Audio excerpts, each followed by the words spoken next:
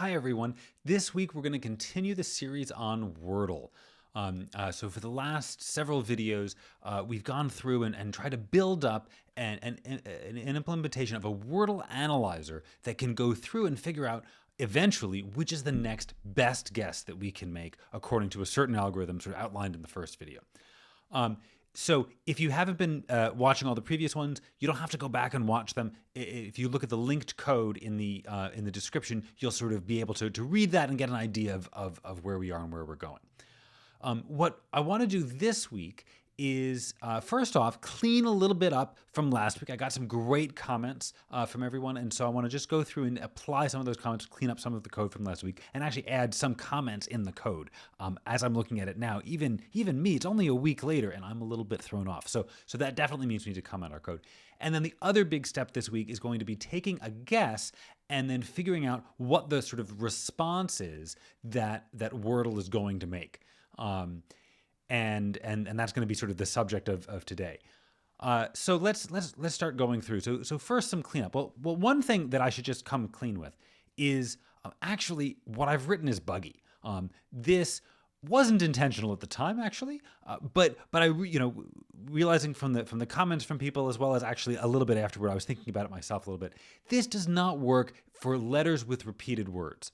We're going to return to that, but I'm not going to return to it, with what did I say? I think I said that backwards. With words with repeated letters. I'm not going to fix that today. Instead, I believe next week's video is going to be about testing. And when we run our tests, it should show that we have a problem, and then we're going to come back and fix it then. So I sort of want to leave the bug so that we can find it naturally. Okay, let's see. So let me put a big comment. Known bug does not work for words with repeated letters. And maybe there's even other bugs. That's the beauty of testing, as we'll see next week. With that out of the way, let's go see if we can do some cleaning up. So the first thing I want to do is actually take this idea, this thing here. This is really to check if this word is valid. Right, so I just wanted to see if I had anything else called valid words. So we want to say valid word. Well, what is this going to be a function of? This has to take the state in, because that tells us sort of what we already know. And then it's going to take, whoops, not a vector of Wordle words. It's going to take a single Wordle word and then return a bool. And this is going to be this combined function here. So valid word is going to take a mapping just like we had before, and then now it's going to take a single word and then compute this. And I don't want this as some little helper here, this little lambda. Let's just make this a proper function. And then I can take everything in this where and move it up into valid word. Okay, let's see. That does look pretty good. So now down here, FilterWords becomes very, very simple. So FilterWord just calls filter on, what did I call it? Valid word of the state. Now we don't need to pattern match here. We can just call this the state. And there, that's what we want to filter. So let's just make sure that works. So I'm going to load this in my REPL. REPL stands for read eval print loop. I would love to be using HLS right now. HLS is somehow not working on my computer. I've posted a bug about that, but hopefully it will be fixed soon. So here I've loaded everything. Let me import Wordle. And then now I want to see what happens if I filter words from the peach state, and I want to filter I guess all of the guess words, and that chugs a tiny bit, and then we get a lot of answers. So that's surprising, because that's not, those aren't, that's why I used the wrong words, not the guess words. These are the words that you can guess in Wordle, but aren't ever going to be the final answer necessarily. It's a subset of the final answers. So if I do the final words, then I get the 4 words I remember from last time. Okay, so that little refactoring worked well. Let's comment this a little bit. So this is check whether any letter is in a forbidden location. So that helps us understand what's going on there. Required letters is a set of all letters that are required according to the state. And so actually this is another good candidate. This doesn't depend at all on the word. So maybe I'm going to take required letters and then move that out into its own function. So if I given a state, I can produce the set of letters that are required from that state. So we're going to do this and then equals this thing right here. Whoops, where have I gone? Here. And then I can take this helper. This is just trying to sort of tidy the code up a little bit. Doesn't make a huge difference, but I find that this kind of tidying is very good as we go. And then that way we know that we're continuing to create clean code. Okay, so let's see. So we've done that. Now we can say this required letters. I'm just going to move this up to the top in here. Required letters is just going to be a call to required letters of state. But now I need to have something called state to pass. So here we need to get the mapping out, but I also want to be able to pass it. So here we're going to use a Haskell as pattern. Let's see, does that still work? Let's reload. Yes, and then, that's right. This doesn't work here because of another bug. Let me get out of this and quit. And then I know that the answer is I have to say term equals dumb. So I have to do something with that so it always remembers to do that. Okay. Let's see, everything is built. That's good. Let me import Wordle. And then again, I'm going to filter words, peach state, final words. And it thinks a little bit. Okay, and we get the 4 words that we're expecting. So this little change was nice. Okay, so now we just have these 2 checks. No letters in bad locations. This comment now properly belongs on this function here. And then all the required letters are indeed in the word.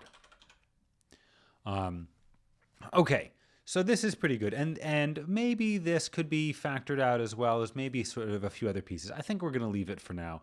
Now that I'm looking at it, this looks pretty good here. So the next step is I would like to have a function that when given a Wordle word, when given a guess and what the actual answer is, figures out what the pattern of gray and yellow and green sort of responses I'm going to get. So we're going to put that in a different spot in the file. This is sort of examples down here. So I'll make a little section of my file for down here. This whole section is about, this is a section about filtering. And then I'm going to make a new section up here about responses to guesses.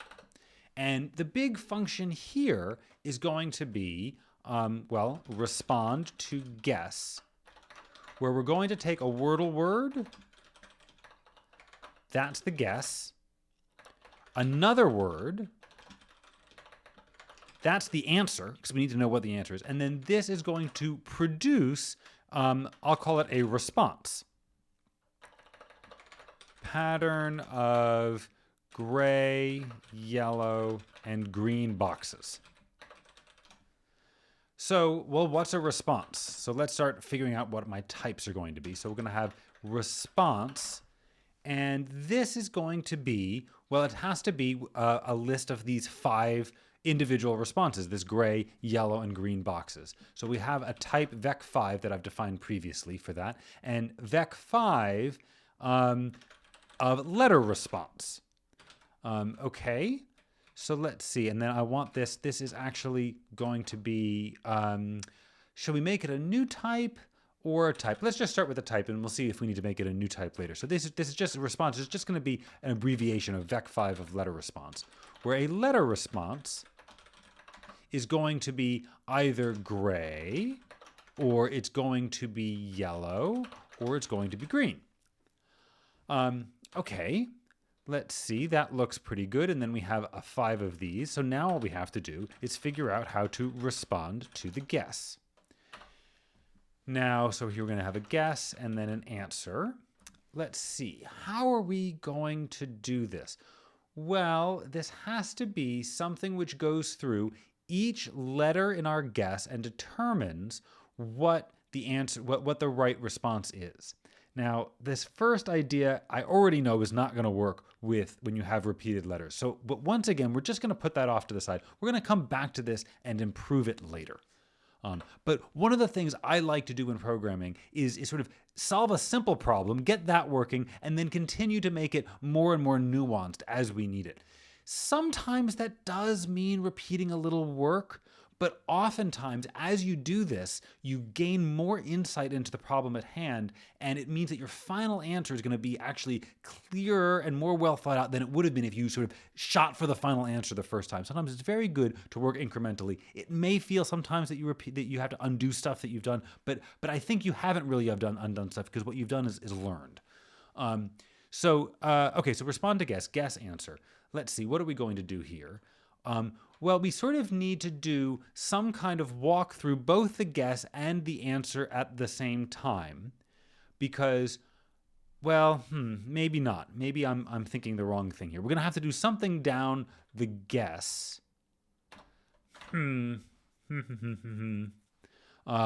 What I probably want to do is I want to do a fold, one of these I fold L primes, down the guess, but let me remind myself what the type of I fold L prime is. So we're probably gonna have to do import, let me just see if it works. I don't think it will. T of v dot I fold L prime. No, of course not. Import qualified data dot vector as v, and then I can ask for the type of v dot I fold L prime, and there it is. And again, I need the I here, because I need to know where in the list my letter is, right? The spot in the list matters. So we're going to walk down here. Oh, this is the last thing that's passed in. We're going to need some function go. We'll figure out what that is in a little bit. And then the starting point. What is the starting point here? Well, actually, let me think of this another way. Let's forget. So once again, I'm going to try to simplify the problem. And yellow answers are kind of strange because they leak information from one location to another. Whereas, oh no, they all sort of do this. Maybe what we need to do to build up the response is first figure out where all of the greens are, then where all of the yellows are, and then where all of the grays are. Does that work? That does seem like it might work, and then we have to do something clever to combine them. We have to do something. This is actually a little unclear to me what the best way forward is, because we do want to get it right. Well, figuring out where the greens are, that's going to be really easy. So let's do an easy thing. I like easy things. So the easy thing is going to be, I don't know exactly what's going to end up here quite yet, but what I can do is I can take two vectors of letters and zip them together, and then that will tell me if the two items that are zipped together, if they're both the same, then I know that we get a green there. So that's a starting point. So let's see, what do we have in vector for sort of doing some kind of zip operation? Good, zipping. So zipping, we can do zip with. Oh, that's very nice. So I can write a function here that if I apply it to these two different vectors, I can get a vector of responses. So let's go with that. So here I'll have a variable here, green spots, and this is going to be v.zipWidth. Well, what is it that I want to do? I just want to compare them for equality. So I'm going to use the equality operator to compare each corresponding letter in the two words. Green spots is going to be a vec5 of bool, and it's going to operate on the letters of my guess and the letters of my answer. And this should tell me exactly what spots are green. So that's pretty good. And let's just say, actually, instead of just doing equals, well, this is green spots. So then I can say convert to, or actually, instead of this, I should do the actual response, which is going to take green spots. I'm going to map some convert function over green spots. Again, this is going to be a little bit wrong. We'll go back and fix that. Where convert is going to take a bool to a letter response, and convert is going to take false and then turn that into gray, and then true and turn that into green. Okay, so this is a function. I think that it might even compile. Let's try to load. Yes, it does compile. Excellent. So now I want to see what happens if I respond to guess, and I guess peach, and my actual answer is party. And let's see, we get an error here. Couldn't match Wordle word with actual type list of car. Well, the reason for that is because I typed a string, and a Wordle word is not a string. But we can use overloaded strings. So I'll turn on overloaded strings here. Set I means that it's only this extension only takes place in the interactive context. So it's not going to affect what happens when I reload a file. So we're going to turn overloaded strings on, and now we can respond to guess. No instance for show letter response. That's because I want to print this out in a custom way. Good. Here we'll have an instance show letter response where show gray. Because gray and green both start with G, I can't use G both times, so I'm going to use X here. Show yellow is going to be Y, and show green is going to be G. Okay, so let's reload. Of course, these have to be strings, not characters. They're very silly of me. And let's reload. Excellent. And then now I can respond to guess, and we get G XXXX. So that's kind of good. That's what I expected because the P's matched up. But this A here really should have gotten a yellow, and not a gray, because there is an A in my final guess. But I knew I hadn't implemented that part yet, so that's pretty good. The other thing is, though, is that this is not really how I would like to print this out. So I think the show class has a way of dealing with this, in fact. So if we go up here, we can look at show, and there's show list. So let me also implement show list here to see what I want to do with, if I have a list of these letter responses. I don't want to print it out as a list. Instead, what do I want to do? I'm not going to actually have a list. No. I'm going to have a vector. So this isn't going to work. I need to define a new show instance just for this, but that means I can't do it because it's a type. So I'm going to make a new type here. And then now that I have a new type, I can make the correct instance. So I can say instance show response where show of muck response responses. And then here, what do I want to do? I really just want to convert this to a list and then show each one individually, I think. Something seems fishy here because I'm going to end up with a list of strings. So I think what I want to do actually is to take this v.toList, and then I'm going to do concat map of show. I think that should work nicely. ToList of responses. Let's see, does that work? I don't know. This is why we have a compiler. No, it doesn't, or something doesn't work. Couldn't match expected type response with actual type. That's because down here, I'm not sort of unpacking. So here I need a function get responses, which goes from a response to the vec5 of letter response, and get responses of muck response, ours is going to be ours. And then now down here, I get guess and answer, but, get letters and all of this. This is all good. What's my problem? Oh, my problem is right at the very end. I need to call muck response to make this into a proper response. Is that happy? Okay. Type signature. Oh, what have I done here? Oh, get responses. Yes, I want it plural. Plural is good. Okay, good. And now let me try this again. Aha. Okay, it gets the right output that I want. Excellent.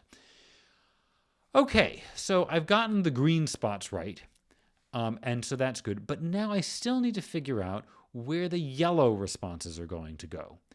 And so I think what I want to do is I want to search for if for anything here in green spots that's false, I want to search to see if that letter is mentioned anywhere in the answer. So that means I'm going to be doing a search in that, and we already have a way of doing that. We have, I thought one of these might come in handy. Here, this letters in Word. So let's pull this out, and we're going to turn this into a new top-level function. I'm actually going to put that up at the top. These are sort of utility functions that are useful in various places. So this letters in Word, I'm using here, if you haven't noticed, I'm using a convention where sort of exported top-level-y things get camel case, and then local things get this snake case.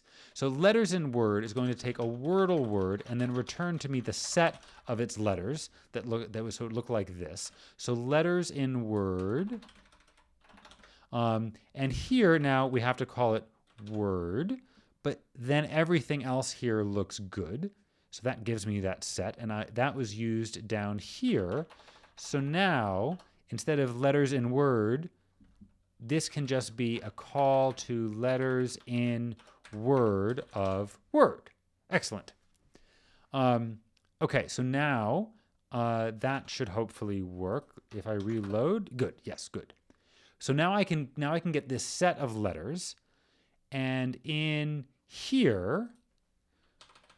So what I can do is I can, let's see, in convert, really it's convert that I need to look at, because so maybe convert is a bad name. Maybe we'll revisit that in a few minutes.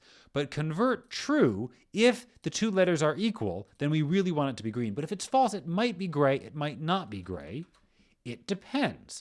So when we have this other condition, this is a good time to use this pipe syntax in Haskell.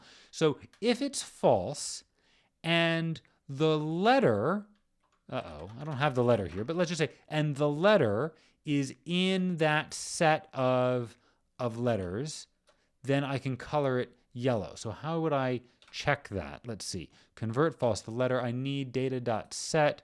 How do I check to see if something is in a set? That is a query. Member. So we take the item and then the set. Okay. So if the letter is a member of the answer letters, then it's not gray, it's yellow. Otherwise, if it's not, that's going to be gray. Okay, good. We're still left with a small problem here in that I don't have the letter. And at this point, I'm taking just convert of green spot. So green spot has lost the letters entirely. So that's no good. So what we need to do is we need to not only compute whether or not these two letters are equal, but we need to actually remember the letter so that we can see it later. Or maybe instead of map, I know what I will do. I will use zipwith again. So zipwith means I'll take the green spots as well as the original character, and then that's the letter. So we can do this, and then here in the true case, I just don't need the letter, so we'll blank that out. So let's see. So now I'm going to zip with convert of green spots and my guess. And what that means is that now instead of each invocation of invert just getting the green spot, it also gets the letter at that point. And so we have that letter here, and we can check to see if it's in the answer. Let's see. So now, how are we going to do this? Oh, there's still one missing piece, which is we need answer letters. So answer letters, that's just letters in Word of answer. Okay, maybe that's enough. Let's see, is that enough? Reload. Oh, of course there's problems. Couldn't match expected type v.vector with the actual type Wordle word. Oh, that's because I'm using guess here, but I actually want the get letters of guess. I need to extract out the actual letters. Reload. Aha, that works. Okay, so now what will happen if I respond to guess and I guess peach and the answer is party, then aha, I get a green, a gray, a yellow, and 2 grays. That's exactly what I wanted. So I know that that bad things are happening with repeated letters. Again, I want to save that problem until we discover it during testing. And so that's going to mean a more nuanced way of dealing with this. And already, this is kind of not so great because I'm using zip width, and then we're creating this intermediate vector, and then we're using zip width again on the intermediate vector. So maybe we can do better. I want to save those concerns for later, for now. Because this is the kind of thing, right? Optimization, we're going to get a little bit more finely tuned once we get the answer correct. So this is pretty good. But I realize now I can't take respond to guess and connect it with what I've done later, because what I need to be able to do actually is take this guess response and use that to alter the state. So this is actually, I think, going to be sort of a new section of advancing the state. So we can say advance state. The idea here is, but we need the state already to have done this. So maybe maybe this actually goes below this stuff. Order doesn't really matter in a Haskell file, but I still like to keep things in some semblance of order. So this is going to be the advancing state section. This isn't filtering anymore. This is just recording the game state and what that looks like. And then we can advance the state, and then this down here will be filtering. So advanced state takes the current state, a guess, the response from the guess, and then it gives me the new state. And the state here just is a mapping from each individual character to what we know about that character. So I need to be able to take this information in a response and extract from it all this information in a state so that we can then use the filtering. So this is going to be advanced state. It's going to, I'm sure, have to work over an initial mapping, but actually maybe not. We'll see. And then we have an existing word and then its response. And now we need to produce a new state. There we go. All I have to do now is define what new state is. Well, let me think about this now. So my new state has to take this old mapping and add new bits of information to it. So here, well, actually, I think what I want to do is I like operating compositionally. And so the way to operate compositionally here is to take my response, produce a state that describes that response, and then merge that with my existing state. So we're going to here take the old state, and then we're going to combine that using the monoidal combination operator. More about that in just a short bit. And combine that with a new part of state, we'll call it. So actually, this is, I think, a little bit confusing. So instead, I'm going to just have this here. So it's going to be state combined with new state. And this is a new state reflecting only information in the response. So now all I have to do is to build up this new state. Well, this is going to be mixed state of some new mapping. So my new mapping has to be a map from character to letter information that comes from this response that I've gotten. Well, this response is just these gray and yellow and green. That by itself isn't going to be enough information. So this is definitely something that I'm going to have to combine with the actual guess. So we're going to need some kind of combination, guess with response. And let's see, guess with response is going to be a vec5 of combining the characters and a letter response. And so this is going to be straightforward. This is just going to be v.zip of get letters of word and get responses of response. Whoops. Where zip is going to take these two vectors and then have one combined vector. And then now that I've combined them, I can do a fold over them. So this is going to be another fold. Is this going to be an indexed fold? Yes, it is going to be an indexed fold because I'm going to end up having to think about locations. So once again, we're going to use our friend I fold L prime go. I need to remind myself what the type of I fold L prime is. And it's going to start, well, what is it going to start with? Well, it's going to have to start with an empty mapping. So this is mEmpty. This is a good time to remind us about the monoid class. So the monoid class, I've lost it here. There we go. The monoid class describes something that can be built up from its pieces, roughly.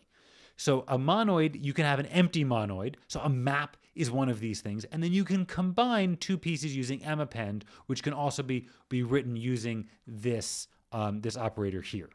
And the reason you can do that is because semigroup is a superclass of monoid, and semigroup actually defines that, and mappend is the same as this operator here. More about that in a very short bit when I actually define the instances. So here we're going to go from an empty map, and let's see, what are we going to work over? We're going to work over guess with response, and then now we have to write go. So let's see, the type of go is going to take the thing that we're building up. So in this case, it's a map from characters to letter information. And what are we going to do? It takes that, and then it's going to take the index that we're at.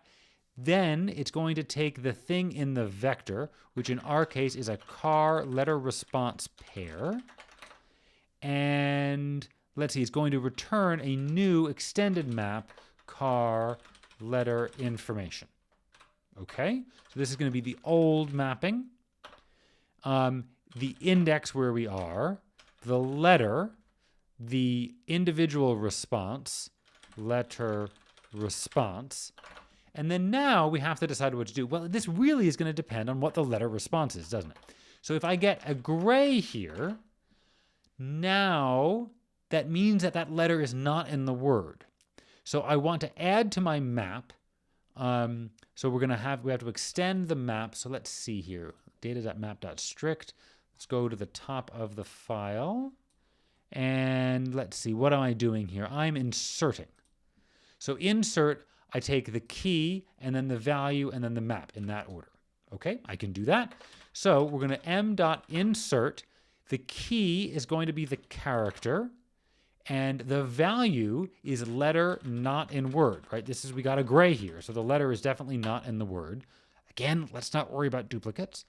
And the letter is not in the word, and we're inserting that into the old mapping. Go old mapping index letter yellow. Now what are we doing? Well, yellow means it can't be here. So I can insert letter, and what am I going to insert? I'm going to say letter not in locations, but there's only one location that it's not in, so this is going to be s.singleton, which is something I happen to remember to create a singleton map. And what's the singleton? It's going to be here. It can't be right here where we are. We're going to insert that into old mapping. And let's see, go old mapping index letter green is m.insert letter not in locations, but now it's every location but the one that I am in. So let's see, how can we do this? So this, I can do a list. I can say s.fromList of all possible locations, all locations, to be defined in just a moment, s.fromList, and then I want to remove something from this set. I want to remove the current index. So what's that function in set? I just scrolled past that. I saw it go by. Deletion. So here we take the item and we delete it from the set. That's weird. It goes before the set. That's not how I would do it. But what we want to say is we want to say index or s dot delete index from the all possible locations. And we're going to insert that into old mapping. This is getting a little bit verbose. Let's see. Does that actually work? So I still need all locations. That's very much a utility kind of thing. All locations. That's, in this case, it's going to be a list of location. All locations being the list 0 through 4. So this is kind of unfortunate because we have this magic number 4 here. Maybe we'll have to come back and fix that at some point. Okay, let's see. Does this compile at all? No, because I haven't, no instance for semigroup state. So I haven't described how we can combine states. So let's do that. So instance semigroup state where, so one state map 1 combined with map 2 is going to be a state where the two maps combine. But now there's many different ways of combining maps. And so we have to be careful here because maybe both maps have letter not in locations, but then have different locations. And we might learn that if we get yellow in location 1 here and yellow in location 4 there, we need to combine those. So this is a very kind of delicate combining operation. Let's see what we've got here in data.map. Combine. So there's a whole section on combining. Union isn't exactly what we want to do because because here in the documentation, it prefers T1 when duplicate keys are encountered. So that's not going to work. When we have a duplicate key, if I know that X isn't in location 1 and X is not in location 4, I don't want to just use one of those. I want to combine them. So really, I think what we want is union with. Let's take a look at union with and see if we can get that to work. So here, we're going to mix state m.union with, and then now let's remind myself what the type of that is. Oh, but that's not going to work because I haven't imported that. Import qualified data.map as m, and now I can do that. Good. So here we have some combining function, and then the two maps, map 1, map 2. Now all I have to do is write the combine function. So the combine function here combines multiple letter informations. And I hope we'll be able to do that. So combine letter information. Well, if we get letter not in word, those combine easily. Letter not in word. Excellent. If we combine letter not in word with letter not in locations, well, if we ever see this, we're in trouble because it means that essentially one time we put in, I don't know, the letter E and we got yellow, and another time we put in the letter E and got gray. That shouldn't happen, I don't think. Again, let's forget about duplicates. Clearly there's going to be a big duplicates problem. That's going to probably be a whole video is just figuring out duplicates. So if we have this, but I'm going to say that that shouldn't ever happen. So we're going to just say that this is error, not possible. Or actually, it's not even not possible. I'm going to say duplicate letter. It's really what I'm going to say because that's what this would be. Combine, and then the other way around is the same thing. Letter not in locations. Letter not in word is still a duplicate letter somewhere. But I'm going to label this 1 and 2. So if I ever see this error, I'll know exactly where it came from. And then if we have letter not in locations, locks 1, and not in locations 2, well, that means it's not in, letter not in locations, and we have to combine locks 1 and locks 2.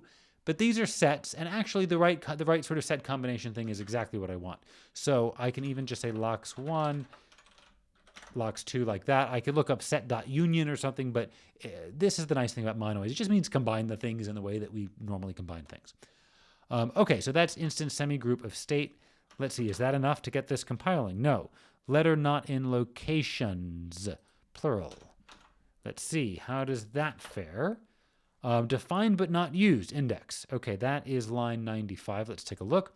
Oh, right, that makes sense. If we have a gray response, I don't care where that letter was. So let's just blot that out there and reload. Excellent, everything is good. So now let's do a little test. So let response equal respond to guess peach party. Oops. It would help if I could spell. And then so response here is this thing. And then I want to see what happens if I advance my state. So advance state from, I think it's called starting state. And my guess was peach with the response called response. Variable not in scope starting state. Is that not what it's called at the very beginning? Oh, I don't have starting state. Well, I certainly need that. But actually, starting state, that's kind of like the empty state. So this gives me an opportunity to say instance, not just semigroup, but instance monoid state, which adds the idea of there's sort of an empty thing that we can build from. Where mempty is, I'm still going to call it starting state. And I can define that here. Starting state is a state. And this is just mixed state with an empty map, which I could just write as empty. Okay, let's reload. And let's try this. It forgot my response because I reloaded. So let response is this. And let's advance state. No instance for show state. Well, it is going to be handy to have that instance. So let's write it. Instance show state where show mcstate mapping equals, I think actually just show mapping is probably going to get me the right thing. Let's see what that looks like. Reload. Oh, show mapping. No instance for show letter information. Oh, well, that's true. But I think here I'm just going to use the derived show because I think that will probably give me decent enough output. Let's give it a try and see what that looks like. Oh, now response is gone again. Aha. Okay. So this output is a little bit ugly, but it's saying that we know that A is not in location 2. That's from the yellow for A, so that's good. C is not in the word at all. E is not in the word at all. H is not in the word at all. And P is not in location 1, 2, 3, or 4. Excellent. That's what we wanted. Now the question is, what happens if I filter words of it? Do I need anything more? Filter words, it, that's my state. And then, for my final words. And so now these are all the possibilities. Is party in the list? That's the real question. I certainly hope it is. It is. Excellent. So we've gotten a little bit of things working. Again, there's still some funniness around duplicates that we'll have to come back to. I think next time we'll start to take these ideas. What I just did here is I had a property in my head, which is that if I take a guess and I guess against a certain answer, and then I do all of these things, then when I filter, that answer had better be in the list of valid words. If it's not, then something's deeply broken. And that kind of property means we can actually build a test that will use random choices of guesses and answers to see if that property is true generally instead of in just this one case. And it can really do a good job of finding bugs. This is called Quick Check, and it's going to be the subject of the next video. So I hope this has been interesting. Thanks very much for watching. Bye.